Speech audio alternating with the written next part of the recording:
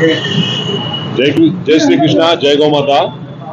ఈ సినిమా ఎంత చక్కగా తీశారంటే పిల్లలకు ఇప్పుడు సభ్య సమాజానికి కావాల్సిన కంటెంట్ మొత్తం ఉంది. ఈ సినిమాని చూడకుండా అసలు సినిమా కంటెంట్ తెలియకుండా ఇష్టం వచ్చినట్టు వాళ్ళకు తోచిన విధంగా వాళ్ళకు ఏమంటారు వాళ్ళు పోస్టర్లు చింపేసి సినిమా కంటెంట్ ని ఎవరికి తెలియకుండా చేయడానికి కుట్ర పన్నిన వాళ్ళు.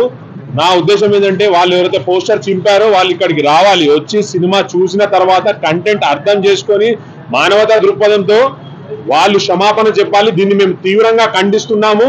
ఇంకోటి, ఈ సినిమా ఇప్పుడున్న యువతకి చాలా అవసరము.